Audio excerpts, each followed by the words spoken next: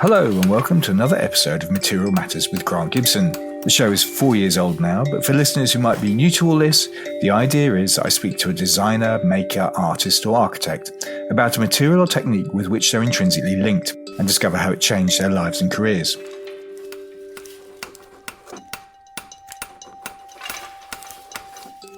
Before we start, I'm delighted that this series of the podcast and the Material Matters Fair is brought to you by Burt Frank.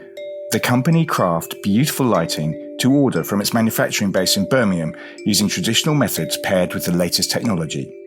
Skilled craftsmen rely on years of expertise and the finest quality materials to produce timeless investment pieces that will last a lifetime, going to great lengths to ensure all clients can rely on a bespoke service and a unique, beautifully engineered product.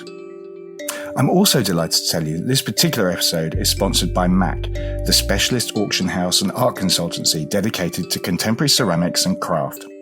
MAC presents a regular schedule of auctions throughout the year, with curated selections from international private collections that showcase the very best in contemporary ceramics and craft.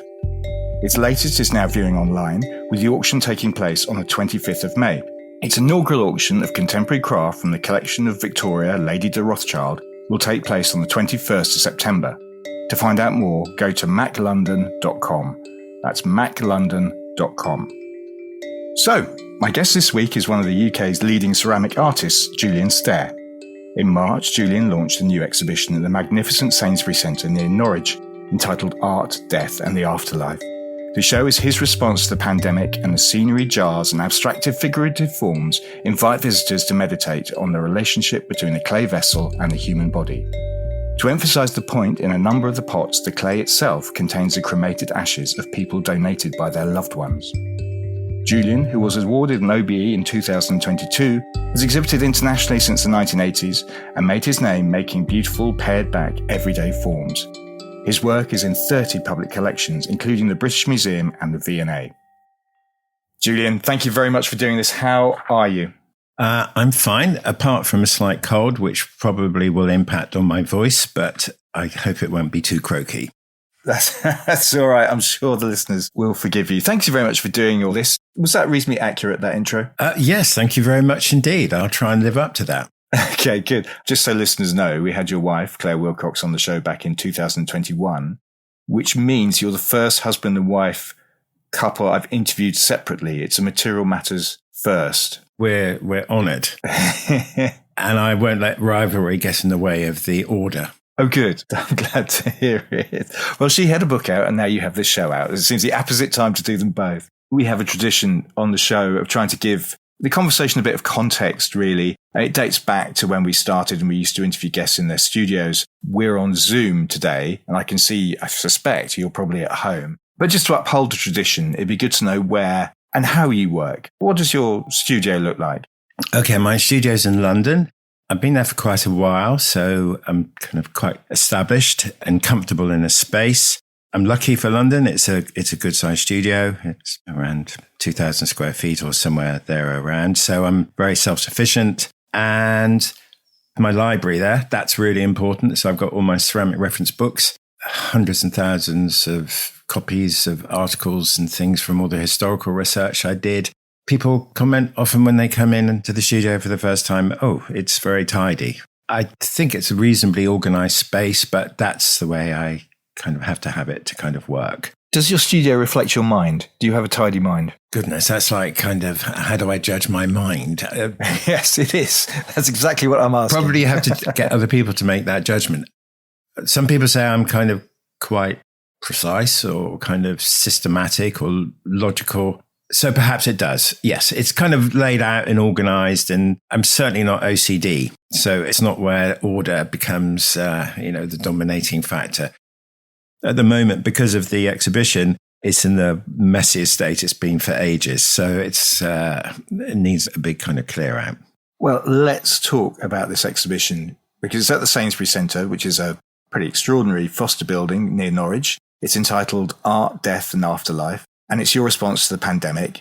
I get the sense that you feel strongly that there's been a lack of recognition of the people who lost their lives during the epidemic. Yes, it's quite interesting. Obviously, the pandemic was a new experience for everyone, new in multiple generations in a century and all of that. So we all kind of had to adjust to it, understand it as it unfurled. And it was a shock. It's a shock. I still don't think that the country, and perhaps all of us, and some more than others, some who are bereaved and directly impacted, have fully come to terms with. Because 200,000 plus people in the UK alone, and virtually 7 million globally, that's an extraordinary kind of state of affairs. And there's an interesting statistic, which I think is probably on the cautious side, that for every death, there's 8 people who've been significantly impacted. Close friends, family, partners, parents, children. So if you take 200,000 people and you times that by 8, that's 1.5 million people in the country. That means that we will know someone who has been directly impacted, and probably more.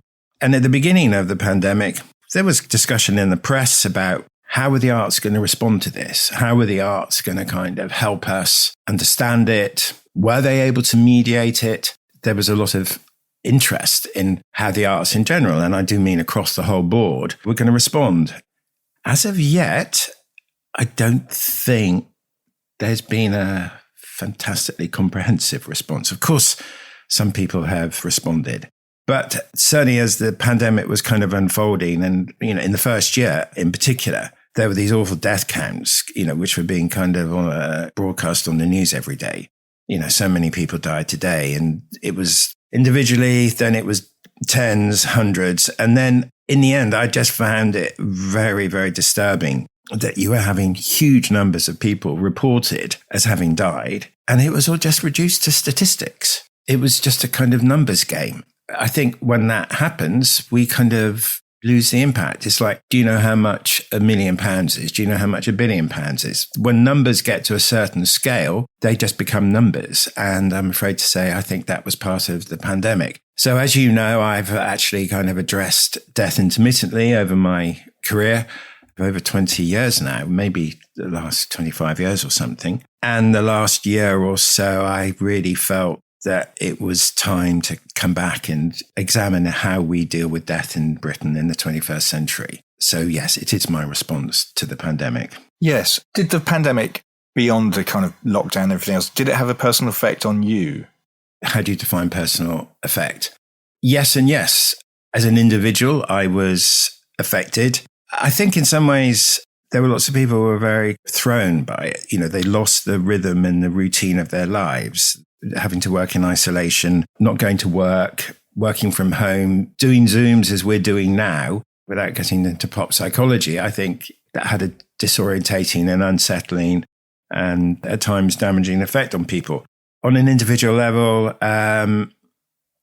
as an artist, I do spend vast amounts of time in the studio on my own, and I had a very big project to do. So I went into the studio every day as per normal. The only thing is my work colleagues and I, we decided to solo work, and therefore I didn't have company in the studio, but I'm used to spending large amounts of time on my own. So on one psychological level, if you're going to use that word, didn't impact on me a great deal. I think artists by nature are quite solitary creatures at times, and they're also quite resilient and self-sufficient. I'm slightly nervous about talking about work in terms of my personal history, because I am anti this kind of confessional stance that seems to inform a great deal of art. So my mother died in January 21. She died of Alzheimer's, but actually, ironically, it was the immunization that actually pushed her over the edge. So she was very frail. Directly, indirectly, it was the final push for her. But that wasn't a kind of unexpected death that, came out of the blue for many people, which is what COVID did. So yes and yes is, I suppose, a short answer to that question. I'm sorry, Julian. I'm taking a slightly different tack, but so how have you responded in that case? What can visitors expect to see in the installation?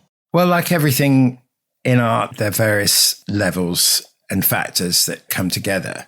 What you can see a series of pots, domestic scale through to monumental, to kind of 2 meters, which are redolent of the human body. And the reason why I've really focused on what I call figural jars is because the anthropomorphism of the vessel is central to this exhibition. I think it's one of the great, if not the central theme of ceramics, I'll say pots actually. Let's not talk about material, let's talk about genre of pots anyway. So we talk about pots in terms of the foot, the neck, the lip, the shoulder, the belly, etc. It is very much the human body. It's the symbolic identity of pots.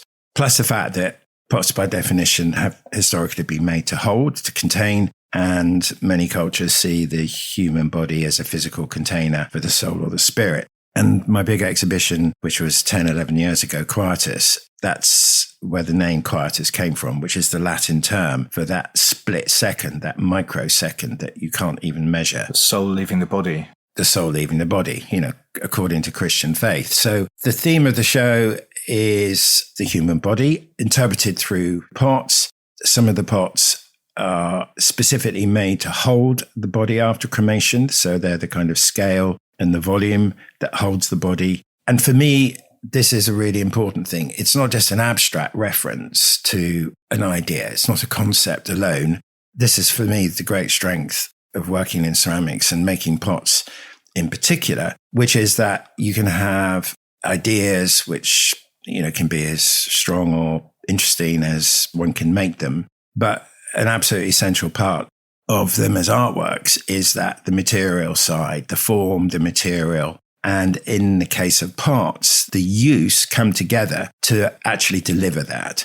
Kaji talked about, in a very lovely way in his book, Pioneer Pottery, and I'll massacre the quote, but he said, if you ask an artist to talk about his work, he won't be able to do so, because if he could, there wouldn't be any need to make the work in the first place. Could make this podcast quite short, Julian. He concludes by saying art does not carry a message, it is the message. Now, that was someone writing, how old was he, in the 60s? He was probably in his 60s or 70s. His formative era was early 20th century cultural life, and that was a lovely, slightly romantic view by our current standards. My head of department at Camberwell in the mid-70s, Ian Old, didn't really believe in talking about ideas. It was this stance that the work said it all.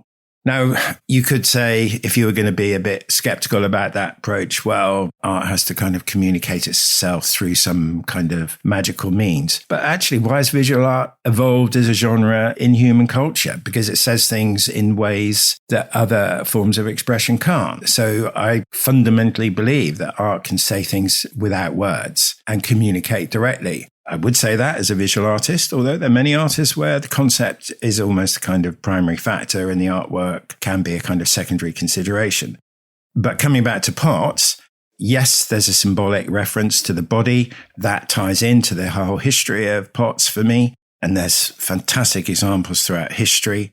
They also hold. They're made to hold the human body after cremation. And then in case of 7 pieces, specific works in the show, I've embodied the pots with the people who I'm commemorating with their cremated ash. And therefore, these pots are not just references. They're not objects that carry a message, although they do carry a message. They don't carry a message alone. They actually serve a real purpose in human cultural social life by holding the body, and then they themselves are the body, because you can reach out, or the families can reach out and touch the very parts of their family members who've died. So it's this extraordinary, for me, and this is why I make pots, it's this extraordinary multimodal capability of pots to exist in a kind of intellectual conceptual realm, to exist in a visual optical realm, but also to exist in a tactile haptical realm. And then not only that, they become agents for our social lives. We make them to address and further our interactions as humans. And the pots, as Alfred Gell, the great late anthropologist, talks about, he believed that objects have agency as well as people. And I firmly believe that as well. These pots then have agency. So they exist on so many levels simultaneously. And this is a humble pot. Well, humble, some of them, very big, others, possibly not so humble, but let's talk about that in a minute. I mean, one of the things that occurred to me as I was looking at the show is that all the pieces, all the pots had lids. Lids were important. Does this separate a pot from sculpture, I wonder, in this instance? Yes, and that is an external marker of declaration of my stance. They are pots. It's not to say that pots can't have formal interest, or to use a kind of much overused phrase, they can't be sculptural. Of course, they address form. So they're material objects that exist in three-dimensional space. So, of course, look at Coper's work. It's extraordinarily rich in terms of its formal complexity. This is Hans Coper we're talking about. Hans Coper. I didn't want to make sculptures per se. I wanted to make pots, as I said, that cross this line of, if you like, detached observation, that pots that actually do engage in life. The human body is asymmetrical. Obviously, if you look at it from the front, it's different to you look at it the side. So I tried to take what I felt was the essence of those visual cues that tell us we're looking at a form that is anthropomorphic, to take that essence and to make forms around that kind of capitalize on that. Yeah. They are sculptural. Maybe this is a semantic argument, whether you call them sculptures. I actually prefer to call them pots because for me, as I say, pots address so many complex ideas simultaneously. As you mentioned, some of the pots by contain, I mean that part of the clay itself, the human ashes of people who those ashes were donated by members of their family. I'm wondering, how did you get people to come to be part of that project?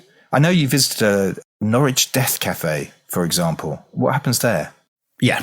It's a very loaded and delicate subject. If, as I planned to do, as I wanted to do with this exhibition, to actually ground the exhibition in real life, as I say, to make it material and to actually ground it in real experience. My aim all along was to see if we could involve local people to give it a very definite kind of geographical presence and interest people to come along and engage, collaborate with me as families. So from the beginning, this is obviously a very delicate decision to make. So we involved a local cruise counsellor from Norwich, whose cruise is a great organisation who counsel bereaved people in particular. And I'm not nervous about talking about death. So I had fantastic conversations with her. We talked very frankly and openly. I was always interested in the idea of death cafes, and I don't know if people know about them. No, I don't. Well, if you Google death cafes, you will find that there have been thousands and thousands of death cafes that have taken place in Britain over the last 20 years, if not more. Right. And death cafes are, as the name says, they're organised occasions, events where you can go along in a very safe, secure way to have a cup of tea and a slice of cake, which is kind of quite important, to meet with other people, to talk around death from a variety of different perspectives. It can be talking about death in a very practical way of how do I plan my funeral? How do I deal with my family? How do I organize my affairs? To people talking about their fears, their worries, and also to people talking about their experience of death. They're safe spaces and they're organized at very local grassroots level. So there was a death cafe in Norwich, which existed prior to the exhibition, and I got in contact with them and we held the first death cafe in the Sainsbury's Centre as a result of the exhibition, and that's now something that is carrying on.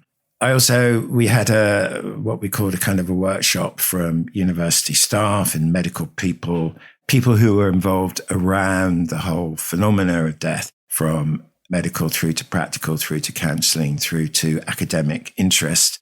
And then in the end, a local newspaper, the Eastern Daily Press, did a feature on the exhibition, and they made it clear that if people were interested in having family members commemorated, then they could approach me. It was absolutely vital.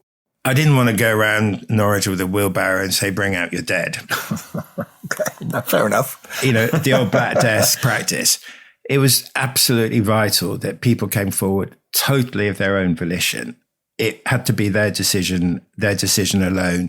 No encouragement, no coercion, nothing from me. It was, I was just completely passive in the whole process.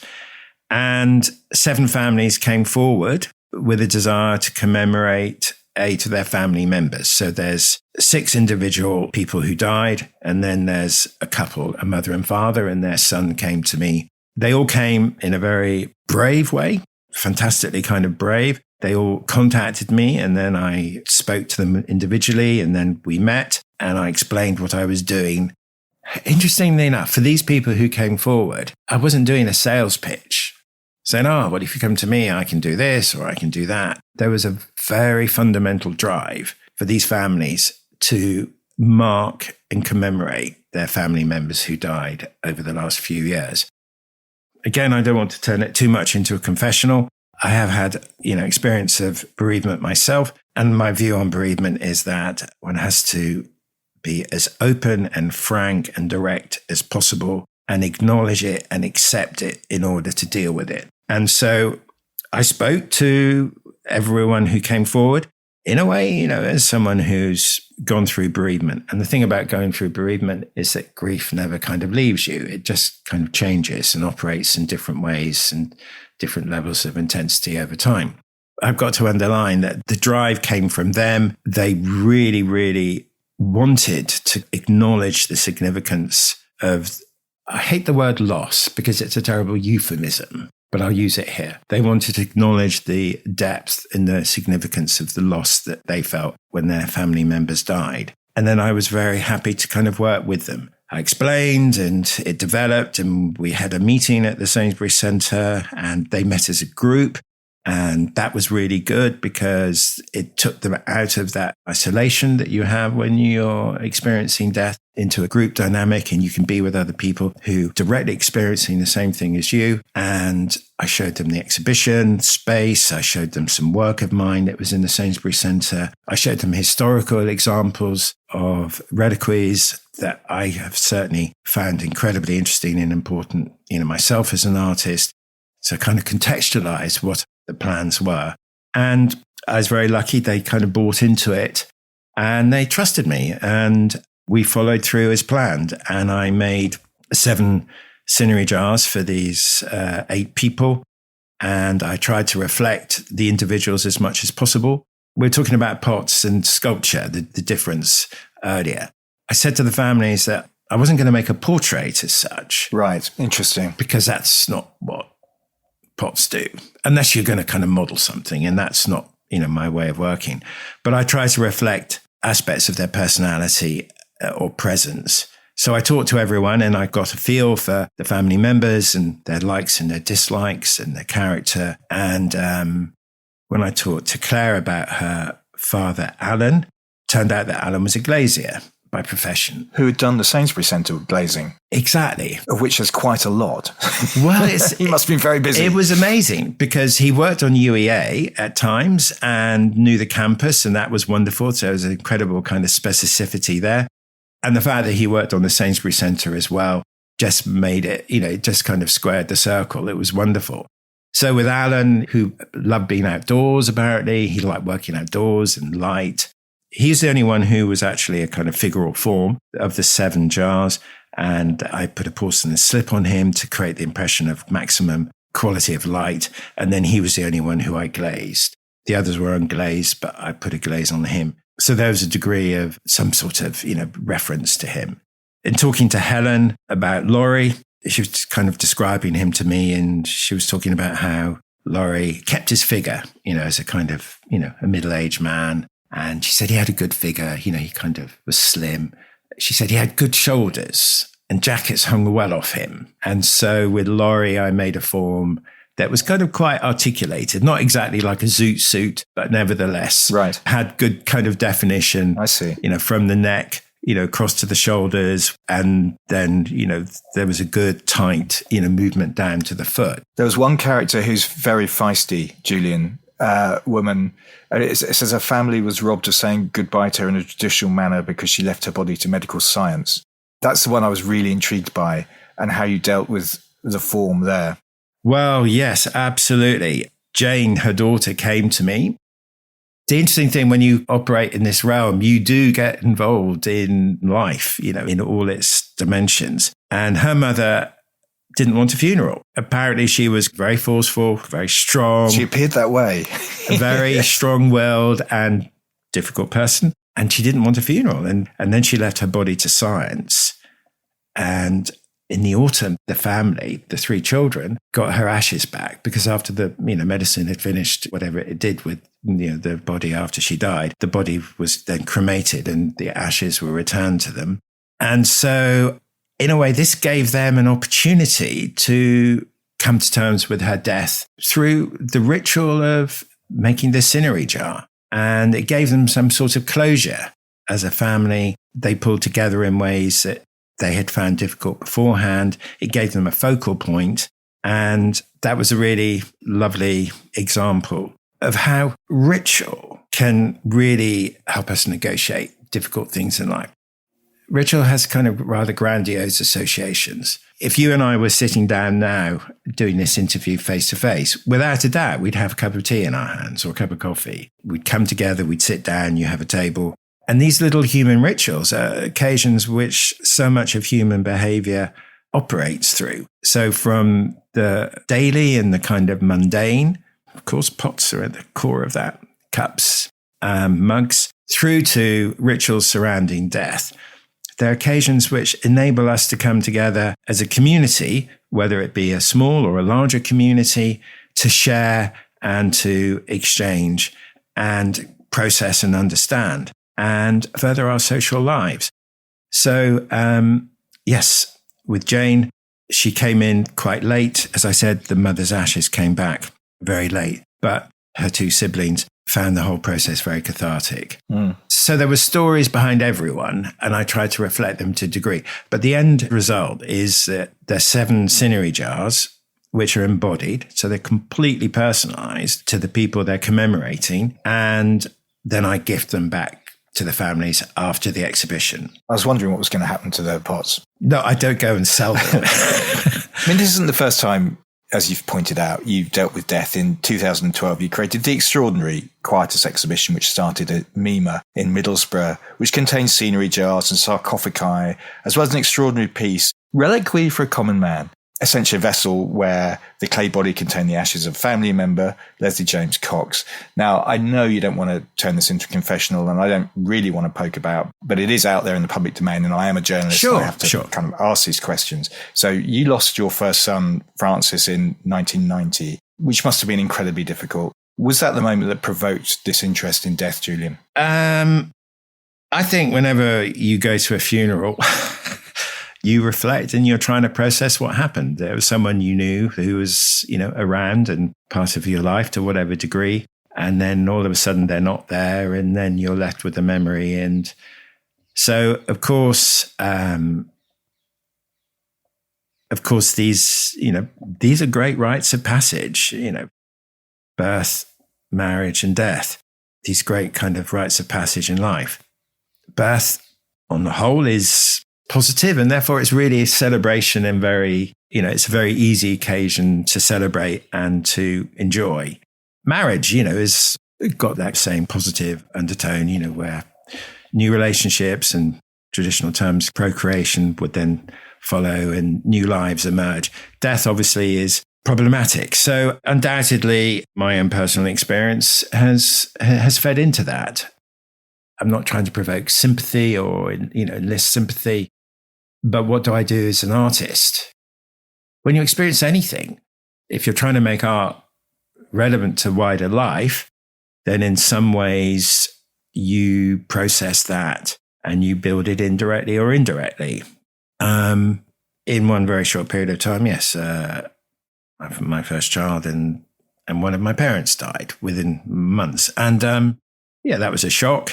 I remember with my stepfather, who was a very dynamic, powerful individual, and there was this horrible coffin, this kind of mass-produced chipboard, veneered, brass-plated coffin, which was, didn't represent him at all. And it was just like there was a big disjuncture between him and what we were doing. At the funeral, there were readings, there was poetry, there was prose, there was music. There were all the things that we take solace in and use as an opportunity to reflect and remember and celebrate the person who died. But the material side of death is, on the whole, terribly impoverished.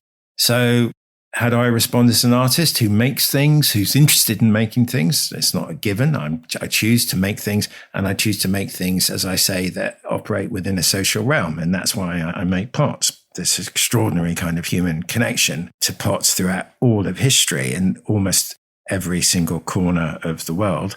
And so, of course, that fed into, the thought of making work around that. But it's not just a confessional, because as being someone who spends a huge amount of time in museums, if you go to museums, you will see in every museum a huge amount of funerary-related work, from reliquaries through to grave goods that were buried with people in the past. And I realized that funerary-related pots account for a huge percentage of all the pots that have been made over history.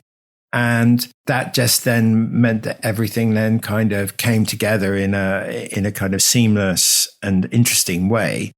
I'm one of those artists who does situate myself within history. And history is super important to me because it's about trying to understand. If you have a knowledge of history, I think you start to understand a little better, not definitively, where you are situated as an artist at this moment in time with everything that's preceded, happened before you. So I suddenly realized that there was this enormous material wealth of pots that had been addressing exactly the same things that I was addressing at that moment in time. And as we all do when we experience death and bereavement and, feel grief. It's a way of trying to kind of open up.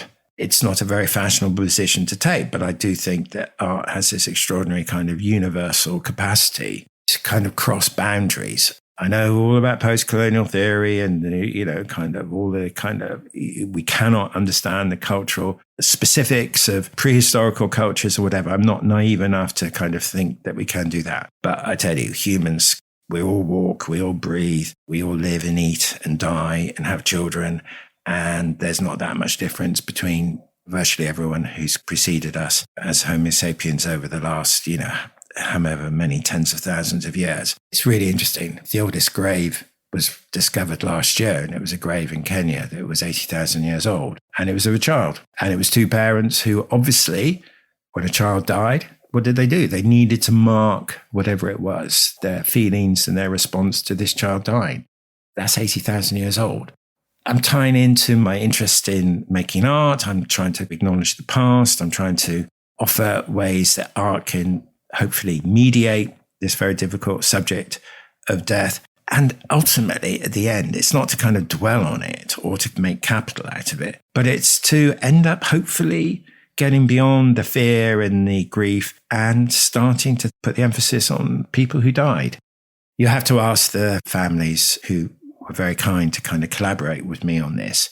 But I think they found it cathartic and a positive experience. But I'm loath to kind of put words into their mouth. Well, I just know they have, so I'll be straight about it.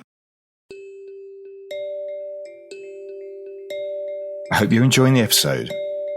Just to let you know, the Material Matters Fair, sponsored by lighting specialist Bert Frank, is returning to the Barge House from the 20th to the 23rd of September. Once again, each of the 5 floors will be doing something slightly different, but all will be related to materials. There'll also be a talks programme, some returning exhibitors, so the recycled aluminium giant Hydro will be there, as will the Wood Awards, Solid Wool, Hagen Hinderdal, Mixed Metals and Blake Joshua, for example. And there'll be some exciting new names, such as the Tyre Collective, Nova Vita Design, Anna Bridgewater, also known as Abalon, Plank, Biomatters, Taylor Horn and Regular Concrete, with others to follow. If you're interested in taking part, do drop me a line at hello@materialmatters.design. That's hello@materialmatters.design. Can we talk about your background? You were born in Bristol. I think I'm right in saying your parents were very young when you came into the world. When did you first touch a piece of clay, Julian? I remember like it was yesterday. It wasn't yesterday, sadly. When I was 7 years old, maybe like many people who listen to this and who work in the visual arts, a lot of us are dyslexic. I'm very dyslexic. And school was, what's that great kind of euphemism? School was challenging. So I did terribly at school. But age 7, so I think it was first year junior, the teacher gave us one day a ball of clay. And she said, I'd like you to make a figure out of it. She said, but I don't want you to stick bits together. Make it as whole as you can. And I thought, oh, well, that's easy. So you just shape it into a rough figure. Then where the legs are, you divide those, you subdivide those, and then you kind of subdivide the torso. And I modeled the arms out of the torso and the legs out of the lower part. And that was definitely the first time I ever remember getting praise at school. And it struck a chord with me. And she displayed it in the side of the classroom. As clay does, it dries out, and then someone touched it and knocked it over and it broke into lots of pieces. And probably I then had to wait from about the age of 7 to 16, 17, when I was then allowed to try using clay again. Oh, wow. So that wasn't an epiphany and you kind of, from then on, you had clay in your hands the whole time. It took nearly a decade until you were back being able to work with the material again. Yeah, I had a decade of total abject failure at school, academic, the most unremarkable academic career possible. I think I scraped together 5 O-levels over 3 sittings, all at the lowest grades bar 1. My school was combined into what was a brand new comprehensive in 69, I think, called Pimlico Comprehensive. And because that was a brand new comprehensive school, it had art rooms, but then it also had a ceramic room. And I eventually kind of allowed myself to enjoy and think that maybe art was something I could do. And I started doing ceramics in my 6th year. I think that was the second time I ever got a positive remark of anything I did at school. Now, that makes it look like it's very reward focused, I'm just going to do the things. But actually, to kind of be slightly more serious, I do believe in the fact that artists should talk about ideas as clearly as they can and articulate them and reinforce what they're doing. I think that artists should try and position themselves in history. In other words, I think artists should try and articulate as much as possible about what they do. But there's some things that are beyond words. And I can't describe what it is about my hands, my fingers, when I work with clay. They found a home in a way. And it's about manipulation. It's about manipulation of a plastic material and then what you can do with that. I wonder how you feel when you're working with clay. Julian, is that something you can describe? Oh gosh, what an incredibly difficult question. Well, I feel all the pressures of, oh my God, this is not working out. Oh, this is difficult. Actually, I don't feel anything. I think it's just a natural kind of extension of who I am and what I do. So it's totally, totally, totally unconscious. But I don't feel anything really. It's just an extension of me or my hands, if I can say that. Sorry, that's a terrible answer.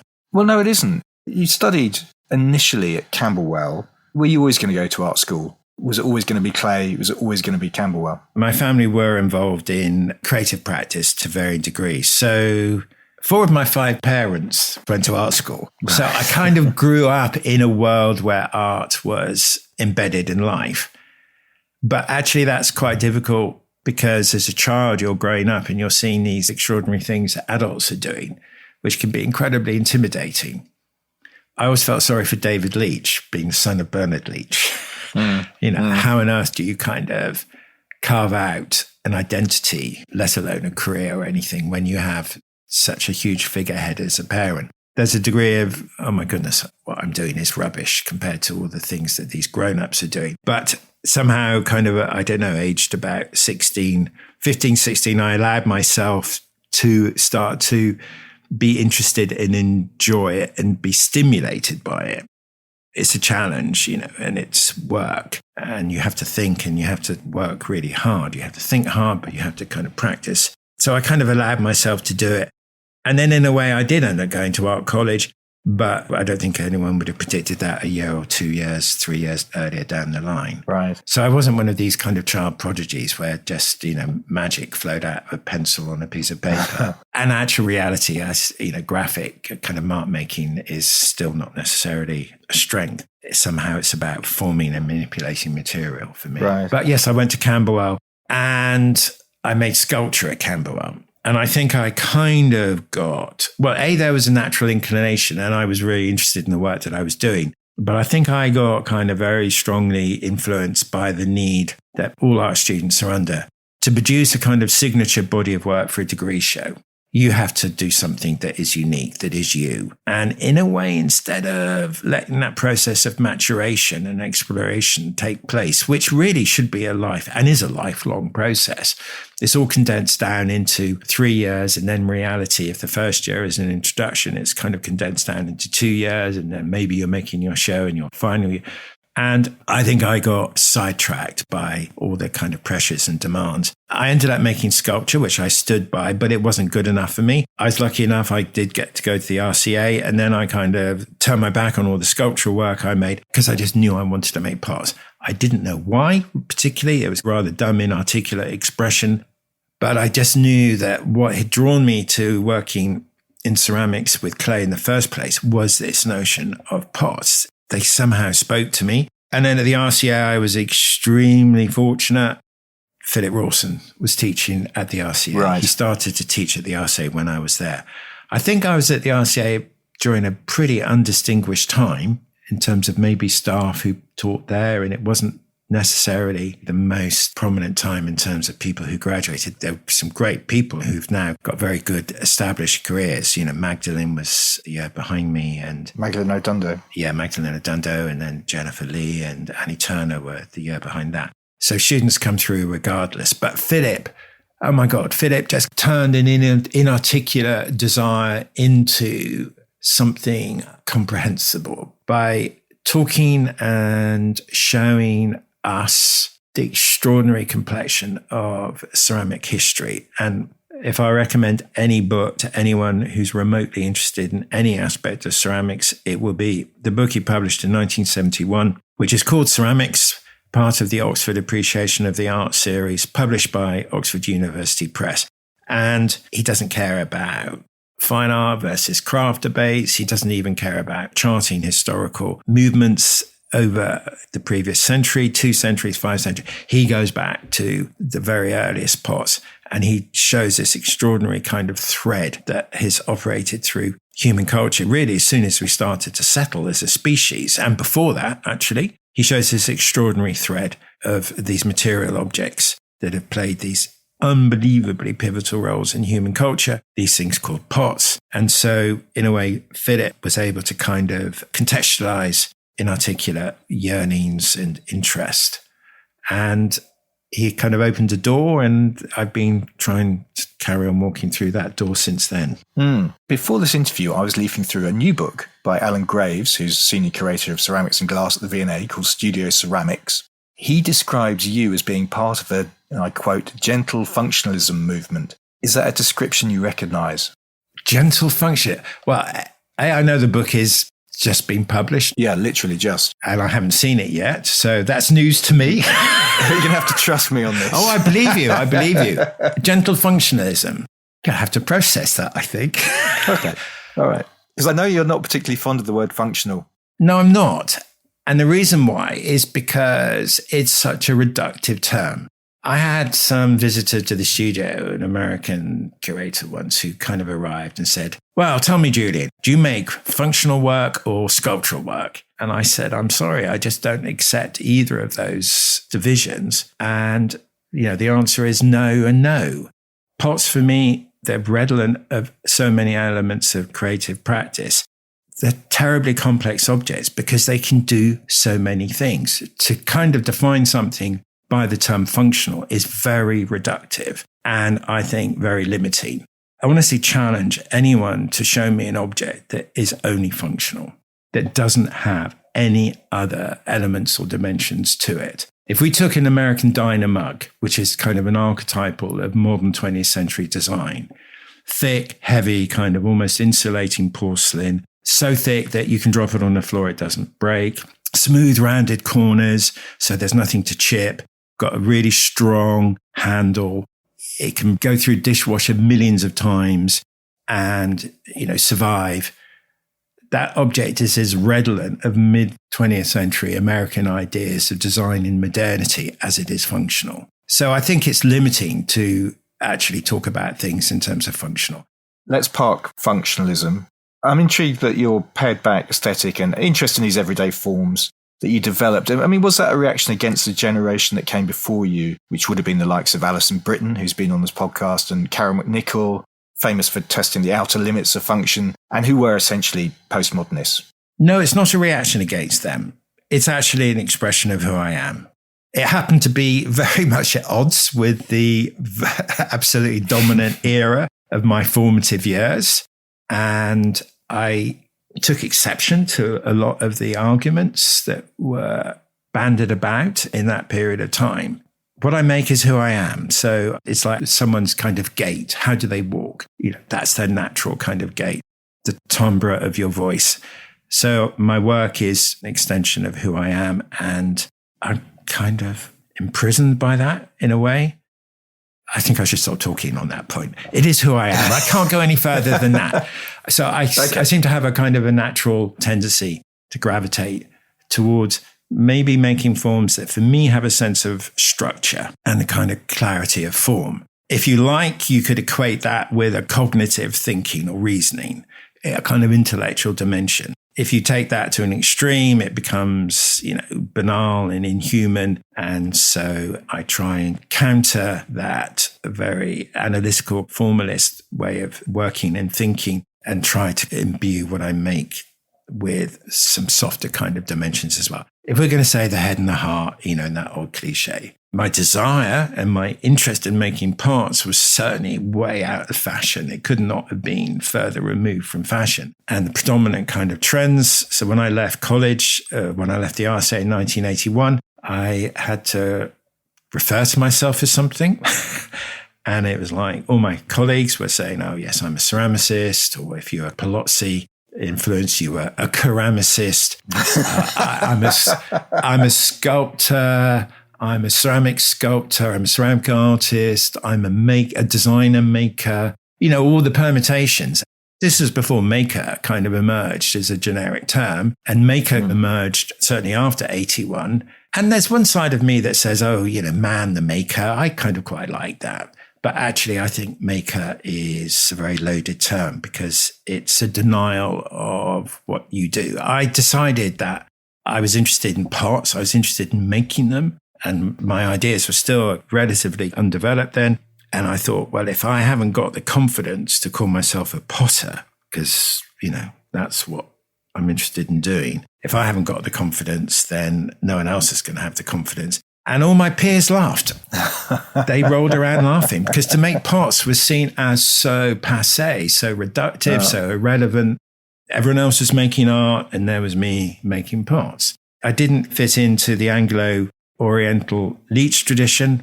Sorry, I apologize for using that phrase.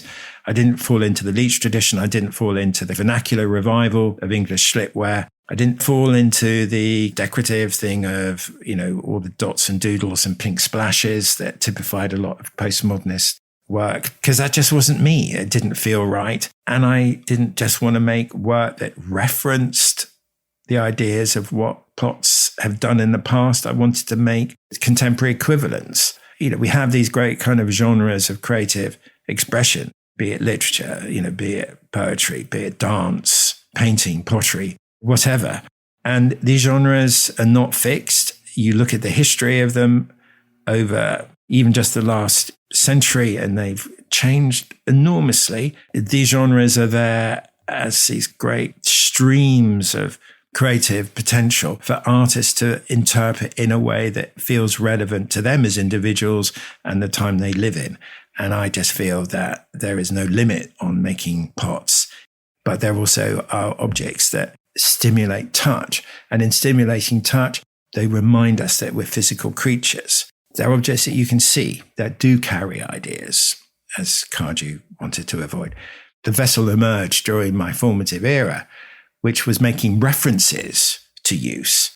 And I thought, well, actually, I think it's much more interesting if you make objects that can be used, because then that opens up so many other avenues of possibilities. You've talked about your fascination with history, and writing has always been a vital part of your practice. How does your writing affect your pot making or your art? Well, in a way, this kind of comes back to what we've just been talking about. Some artists kind of do want to draw a line with history, and okay, maybe it's not a very good analogy, but what comes to mind is Khmer Rouge and Year Zero. Okay. We're going back to Pol Pot. I wasn't expecting that to crop up in this interview, I have to say. I don't live in Year Zero. I live in Year thousands and thousands of years down the line of human culture. So history is important in terms of understanding who we are, because you can see where we came from and what we did. When I was in my formative years, brutally speaking, the history of crafts hadn't been written. But there had been quite a lot of writing in certain quarters, and that was mainly by Leach and, Leach's kind of acolytes, second and third generation. But that was an incredibly limited interpretation of history. So because I was kind of wrestling with what I wanted to make and how I wanted to kind of position myself and what references I could draw on, I realized that in a way we had an oral history. Oh, Leach did this, or Leach said that, or Leach didn't do this. I grew up in a very black and white world, very divided world. This is the history of British studio ceramics we're talking about, isn't it? We're talking about the history of British ceramics. Well, it's this stupid division of is it pot or is it sculpture? Very reductive, narrow, black and white and confrontational world that I grew up in. There were exhibitions, in like the 80s of Does It Pour as a title. One very well-known person, on public record from that time is saying, round pots are boring. I can say it now because he's dead, but Ewan Henderson described Hans Koper as a good miniaturist. It was a very, very combative and divided world. It's like Man United or Man City. United, you were kind of in a tribe. And by definition, you were in a tribe and therefore the other tribe was wrong. I always felt that things actually were much subtler, much more complicated and much more interesting. So I started it started with an MPhil looking at ceramic language, and that grew into a PhD. And in the end, the PhD was about what I decided hadn't been done is no one had written a history of critical writing in ceramics. So my PhD was a historiography. It was a thesis that was a history of writing about pots and writing that was in the public domain. The title is Critical Writing on English Studio Pottery, 1910 to 1940. I literally turned over every single page of the Connoisseur, the Burlington, the Studio magazine, you name it, all the journals, many newspapers, all the broadsheets. The implication was that there wasn't much of a history to research. It turns out that it was the very opposite. Not to have a history is bad enough, but to have a history and then forget about it is actually criminal. And that's what we did as a discipline. And I say we because, I'm part of the kind of wider ceramic community amongst other communities. I think we all need to up our game there because the material is so complex and so interesting and is so relevant to life now in the future, in this digital world where screens and pixels are dominating, to have a primary subject as a material that you can physically engage with through touch and reinforce the fact that, we're flesh and blood. My goodness, if that's not relevant to the future, I don't know what is. Very good. Julian, that's a very lovely place to leave it. Thank you very, very much for your time. I really appreciated it. It was great. Well, thank you very much for asking me, Grant. As always, it's a pleasure talking to you. Thank you. Art, Death and the Afterlife runs at the Sainsbury Centre until the 17th of September 2023. To find out more about Julian, go to julianstair.com. My thanks go to the series and fair sponsor, the brilliant lighting specialist Bert Frank. You can find out more about them at bertfrank.co.uk. And to the specialist auction house and art consultancy MAC. And remember, its latest auction is now showing online, with the auction taking place on the 25th of May. For all details, go to maclondon.com. As ever, there are images from the interviews on our Instagram page, materialmatters.design, and you can find all the podcasts that I've done, sign up to our newsletter, and lots of other stuff at materialmatters.design. Finally, this is really important too, if you've enjoyed listening and want to see this podcast flourish, then please rate and review on Apple Podcasts or wherever you listen to this from. Material Matters is a completely independent concern, and any help you can offer would be hugely appreciated. Ultimately, you'll be helping to take the message to the importance of materials, skill, craft and design to a whole new audience. Next week, I'll be talking to Donna Wilson about her relationship with wool and much more besides. Thanks very much for listening.